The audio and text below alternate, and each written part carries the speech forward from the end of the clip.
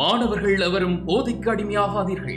அடிமையானவர்கள் மீண்டதாக சரித்திரமில்லை. எனவே உங்களையும் சமூகத்தையும் பாதுகாத்துக் கொள்ளுங்கள். உங்கள் நலன் கருதி கல்வி டிவி. இன்றைய வகுப்பிலே நாங்கள் தரம் 7க்குரிய தமிழ் மொழி பாடத்தை நாங்கள் பார்க்கின்றோம். அதாவது நாங்கள் தமிழ் மொழி பாடத்தின் முதலாவது பாடம் இங்கே ஆந்திரே கதைகள் என்று சொல்லப்படுகின்றன. ஆந்திரே கதைகள் என்று சொன்னால் ஆந்திரே என்பவனால அவனை பற்றிய அவன் உருவாக்கிய கதைகளில் சிலவற்றை நாங்கள் இதில் பார்க்கிறோம். அதாவது தமிழ் மொழியை பொறுத்தவரையிலே இந்த பாடங்கள் ஊடாக நாங்கள் கதைகளை அறிவதோடு கதைகள் ஊடான சில நீதி நெறிகளை பற்றியும் நாங்கள் இதன் ஊடாக அறியக்கூடியதாக இருக்கும். ஆகவே அதனைத்தான் நாங்கள் இந்த பாடத்தினூடாக காணக்கூடியதாக இருக்கும் என்று நான் நினைக்கிறேன்.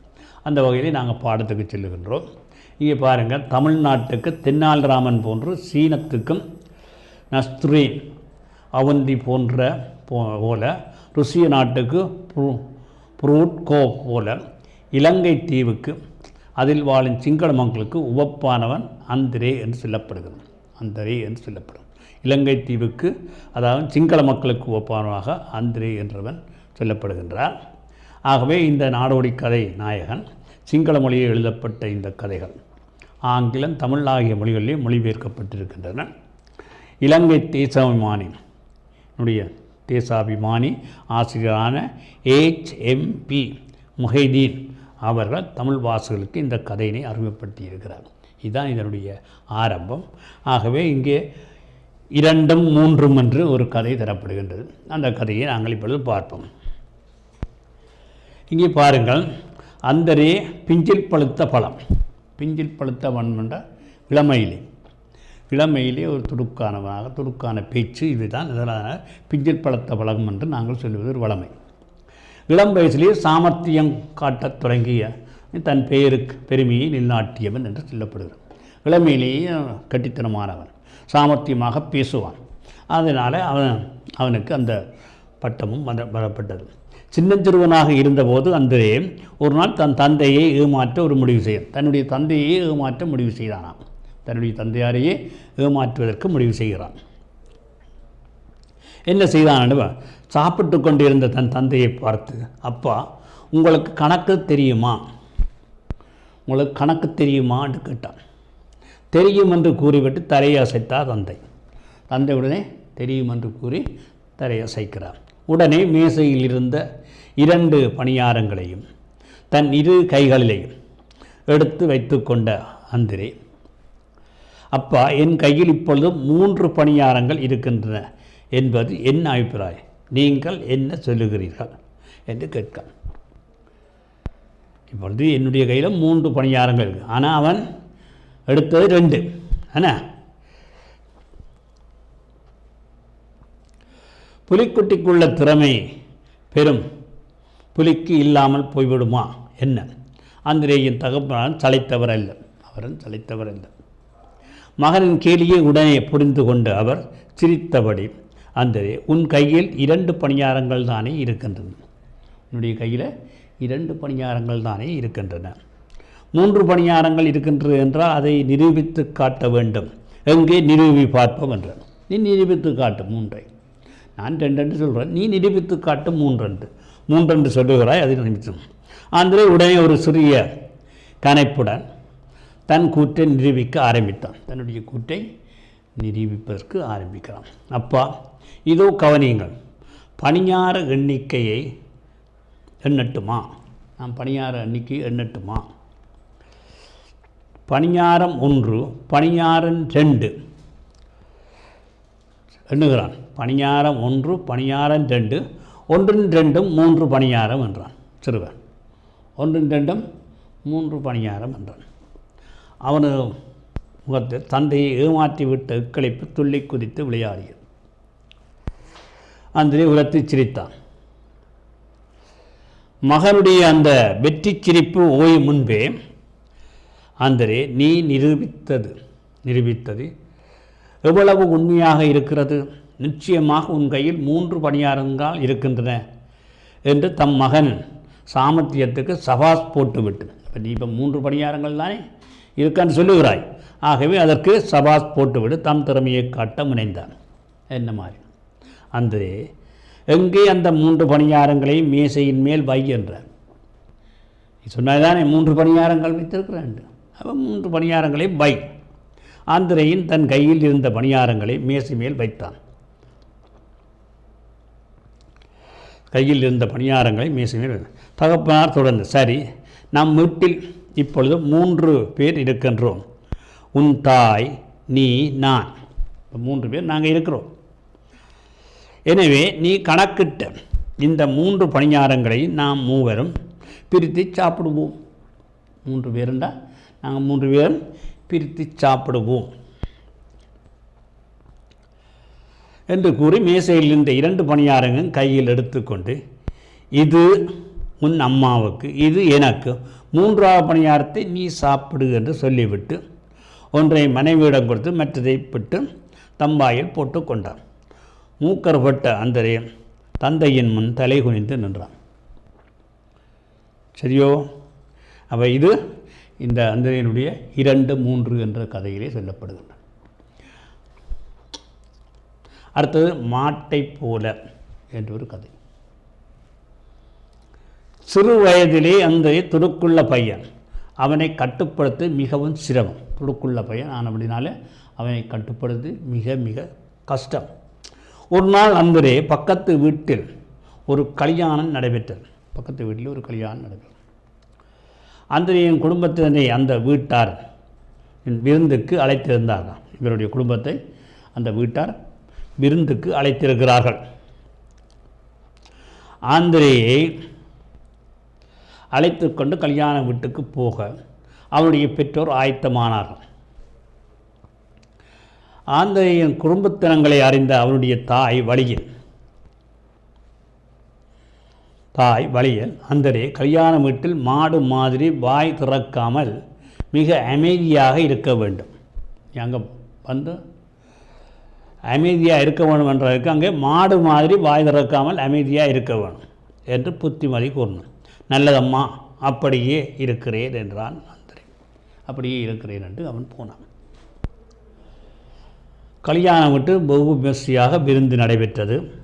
விருந்துக்கு பின் மகிழ்ச்சி பொங்க அமர்ந்திருந்த எல்லா விருந்தினர்களும் கதை சொல்லி நேரத்தை இன்பமாக கழிக்க ஆளுக்கு ஒரு கதை சொல்ல ஆரம்பித்தான். அப்போது சபைகளில் கதை சொல்ல முன்னுக்கு நிற்கும் அந்தரைக்கு வாய் பற்றி அமைதியாக இருப்பது தாங்கிக்கொள்ள தாங்கிக்கொள்ள முடியாத கஷ்டமாக இருந்தது. அவனால் வாய் பேசாமல் இருக்கிறது பெரிய கஷ்டமாக இருந்தது.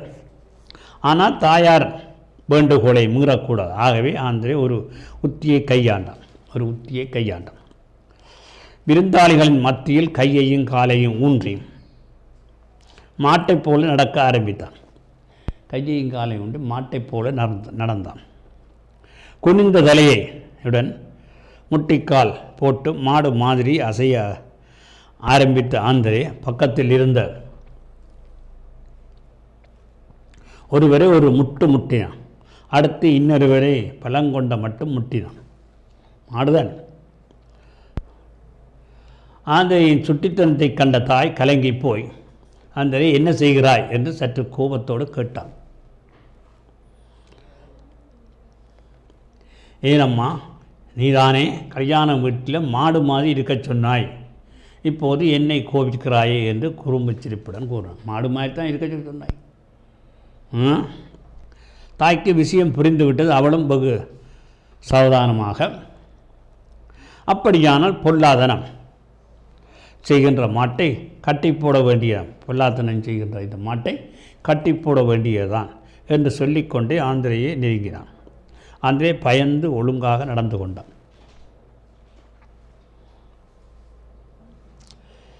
இது 2வது கதை. மாடு மாதிரி இருக்கவன் பேசாமல் இருக்கவன் என்று கண்டு அவன் செய்த குறும்பு.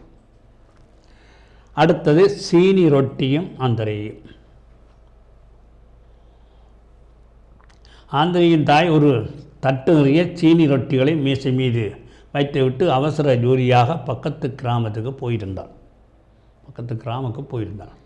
சீனி ரொட்டிகள் ஆந்திரையின் கண்கள் பட்டன.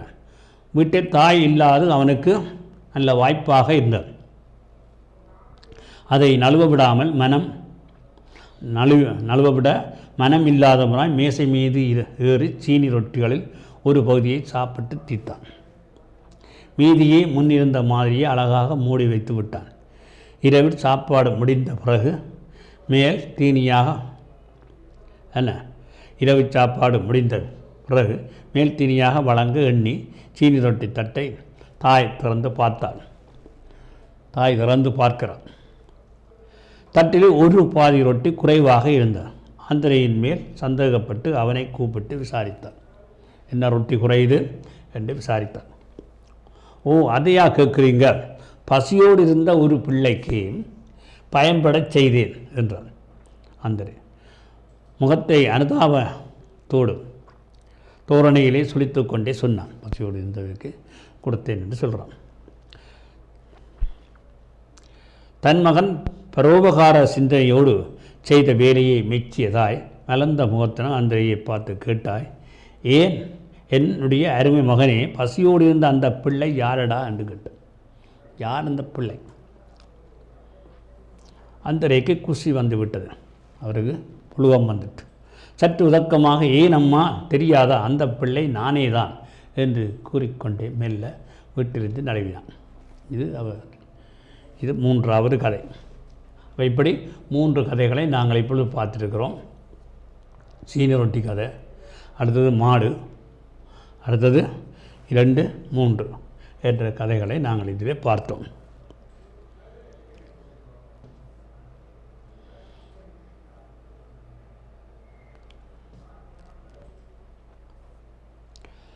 இனி இதில் வர்ற அரும்பதங்களை, இந்த கதையை எழுதியவர் HMB முகைதீன் என்றவர்.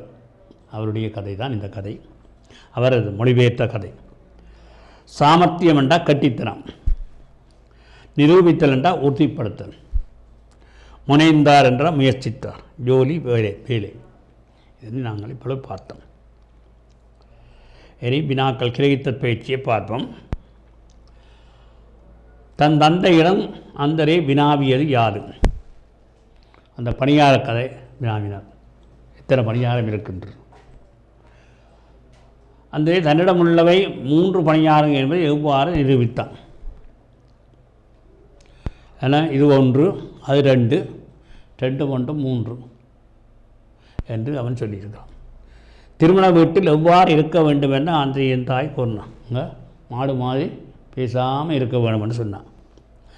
திருமண வீட்டிலே எவ்வாறு நடந்து கொண்டான்? அவன் அங்கே இருந்து கொண்டு என்ன மாடு மாதிரி நடந்து காட்டி கொண்டு இருந்தான். சுட்டித்தனங்களை பற்றி அவனுடைய சுட்டித்தனங்களை அங்கே மாடு மாதிரி இருந்து பல பேர் அதில் இருந்தவர்களை முட்டி கொண்டு இருந்தான். சரியோ? அந்த தாயினது குணப்பண்பு என்ன? தாய் அங்கே தன்னுடைய மகனுடைய குறும்பை கண்டு அதற்கு வேண்டிய பரிகாரமாக அவனுடைய குணத்தை அறிந்து அதுக்கேற்ற மாதிரி நடந்து கொண்டு வந்தார். அதுதான் தாயினுடைய குணப்பண்பு. இனி நாங்கள் மொழித்திறன், இந்த ஆந்திரையின் கதைகள் வெளிப்படுத்தும் கருத்துக்கள் பற்றி கலந்துரையாடி எமது வாழ்க்கையை கடைப்பிடிக்க வேண்டிய நற்பண்புகளை இந்த பொது இடத்தில் நாங்கள் எவ்வாறு நடந்து கொள்ள வேண்டும் என்பதற்கு இந்த ஆந்திரையினுடைய கதை ஒரு படிப்பணிமையாக அமைகிறது. பட்டியப்படுத்தப்பட்ட விடயங்களோடு சேர்ந்து விவரங்களை திரட்டி பெற்றோருக்கு கீழ்ப்படியுமோம் என்ற கருத்துப்பட கட்டுரை நீங்கள் வகுப்பறையிலே செய்து பார்க்கலாம். குழுவாக செயற்பட இந்த கதைகளை நாடகமாக நடிக்கலாம்.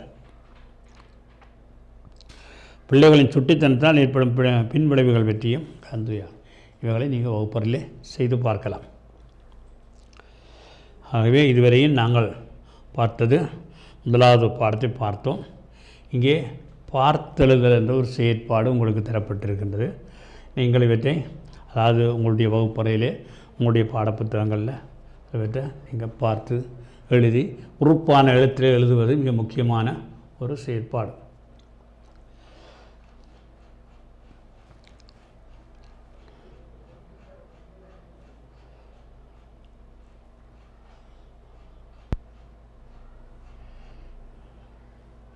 தரப்படும் சொற்கள், சொற்றொடர்கள், வாக்கியங்கள், பந்தி, பாடல்கள் என்பவற்றை பிரதி பண்ணி பார்த்துக்கிறோம். இது வகுப்பறையில் நீங்கள் செய்து பார்க்கலாம். பார்த்தெழுதும்போது கவனிக்க வேண்டிய விடயங்கள் சிலர் தரப்பட்டிருக்கு, அதை நீங்கள் கொஞ்சம் கவனியுங்க. எழுத்துக்களை தெளிவாகவும் சீராகவும் எழுதவும். பார்த்து தான் எழுதுறீங்க, அது சீராகவும் தெளிவாகவும் மற்றவர்கள் விளங்கக்கூடியதாக எழுதவும். நீங்கள் உங்கள் வாழ்வில் எழுதி கொண்டு போனால் மற்றவர்களுக்கு விளங்கா. எழுத்துக்கள் திசைமுகம் பற்றி அறிந்து அதற்கு அமைவாக எழுதவும். எழுத்துக்கள் இந்த உறுப்புக்கள் அதனுடைய வடிவங்கள் அதற்கு ஏற்றது மாதிரி அவற்றை எழுத பழகிக்கொள்ளலாம். எழுத்துக்களுக்கிடையே சொற்களுக்கிடையே ஏற்ற இடைவெளி விட்டு எழுது, அது மிக முக்கியமான ஒன்று. நிறுத்தக்குறிகளை சரியான இடத்துல விட்டு, அது மிக முக்கியமான. வரியின் ஆரம்பத்தில் மெய்யெழுத்துக்கள் வராதவாறு பார்த்துருங்க. மெய்யெழுத்துக்களை முன்னுக்கு வச்சு எழுதக்கூடாது. அதாவது மெய்யெழுத்து அதை குற்றுப்போட்டு எழுத்துக்களைத்தான் சொல்கிறது மெய்யெழுத்துக்கள். எழுத்துறுப்புகளை பிரித்து விடாத சரியான குறிகளை இட்டு எழுத வேண்டும். பிரித்து எழுதக்கூடாது, சொல்ல பிரித்து எழுதக்கூடாது, அந்த சொற்றொடராக அவைத்து எழுத வேண்டும். இது பயிற்சி. பின்வரும் சொற்களை பார்த்து எழுதுக என்று இங்கே தரப்பட்டிருக்கின்றன. இவற்றை நீங்கள் பார்த்து எழுதலாம். இந்த வாக்கியங்களையும் நீங்கள் உங்களை பார்த்து எழுத சொல்லி ராமன் வந்தான் கமலினி பத்திரிகையை படித்தால் மாணவர்கள் பயிற்சியை சித்தி அடைந்தார்கள். பாரதப்போர் பாண்டவர்கள் வெற்றி பெற்றனர். அந்திரே குறும்புத்தனமுள்ள சிறுவனாக இருந்தான். இவற்றை நீங்கள் பார்த்து எழுதி உங்களை பயிற்சிகளை செய்து பார்க்கலாம். பின்னர் பந்தி தரப்பட்டிருக்கு, அதை நீங்கள் பார்த்து எழுதும்படி சொல்லப்படுகிறது பயிற்சி. இங்கே சில நிறுத்தக்குறிகளை நீங்கள் கவனித்து அல்லது கம்மாக்கள் இவைகளை கவனித்து எழுத வேண்டும் என்பதற்காக இது தரப்படுகின்றன. வந்திய வாசிப்பம் பாருங்கள். நெருப்பு மனித குலங்கண்ட முதல் அறிவியல் கண்டுபிடிப்பு, அங்கே முற்று தரிப்பு இருக்குது. மிக பழங்காலத்திலே குதிர்கள் வாழ்ந்த மனிதர்கள் குளிர்காலத்தில் தீ மூட்டி குளிர் காய்ந்தனர், அதிலே முற்று தரிப்பு. கொடிய விலங்குகளை விரட்ட தீயை பயன்படுத்தினர், முற்று தரிப்பு. காலம் செல்ல செல்ல மனிதன் அறிவு வளர்ச்சி பெற்றது. உலோகங்களை தீயிலை காய்ச்சி பல வடிவங்களில் கருவிகளை அமைக்க பழகிக்கொண்டான் என்றெல்லாம் சொல்ல. அப்போ இது ஒரு பந்தி, இதை வடிவாக எழுதணும். இதை பாடலை எழுதலாம். பாடலை பாருங்கள். யாமறிந்த மொழிகளிலே தமிழ் மொழி போல் இனிதாவது எங்கும் காணோம்.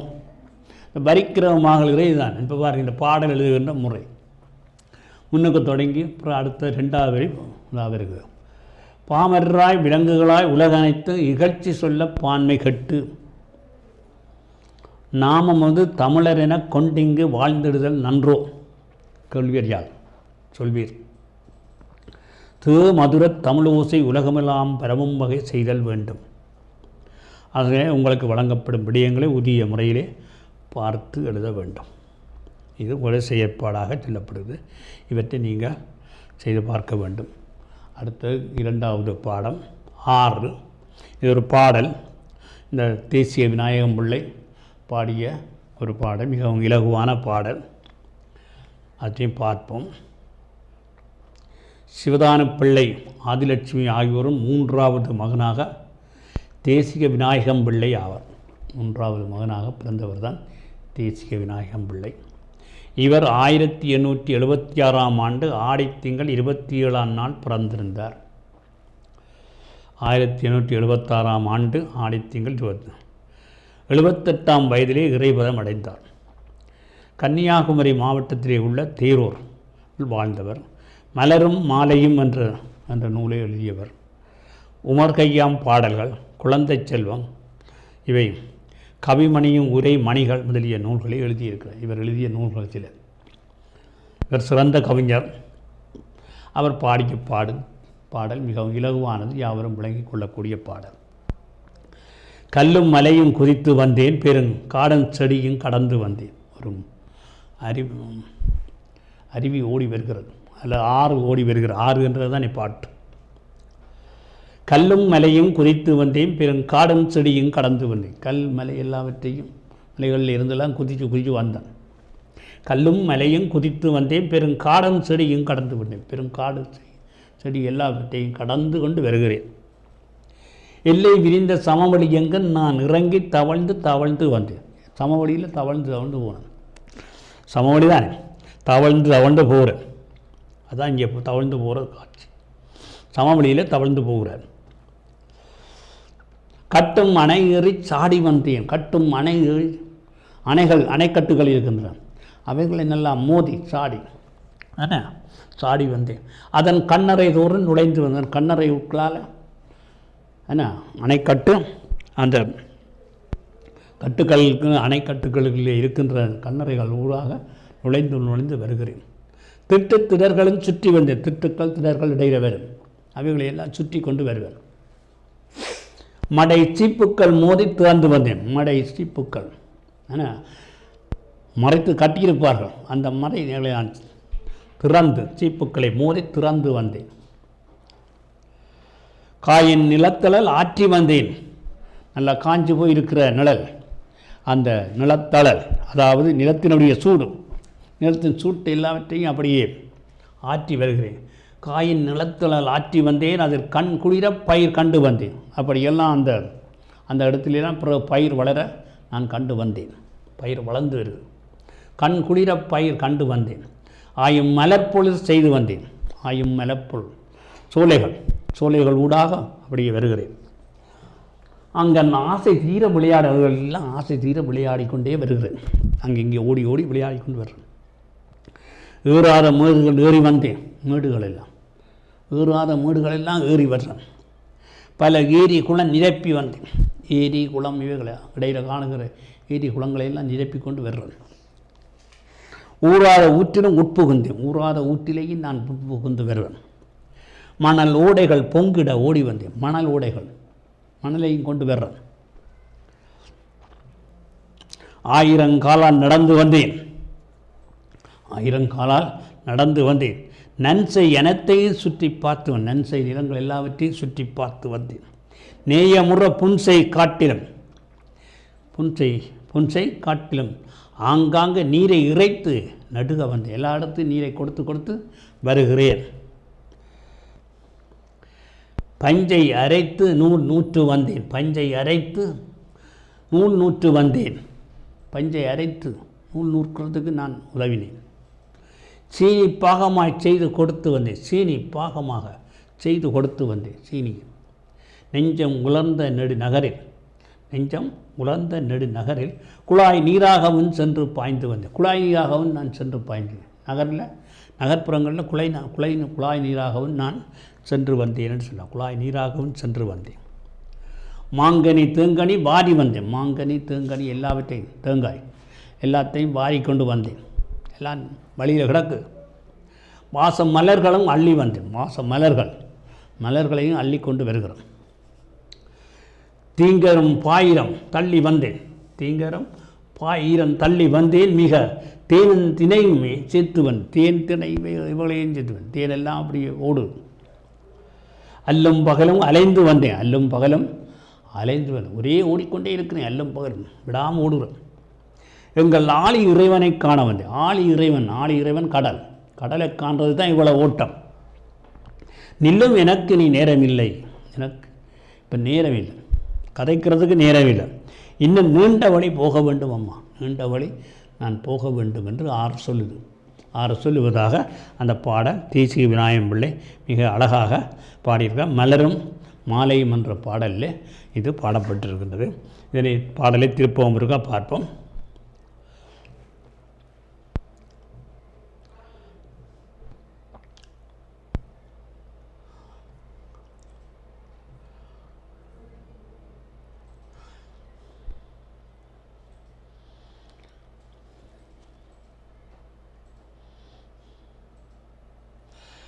கல்லும் மலையும் குறித்து வந்தேன். பெருங்காடும் செடியும் கடந்து வந்தேன்.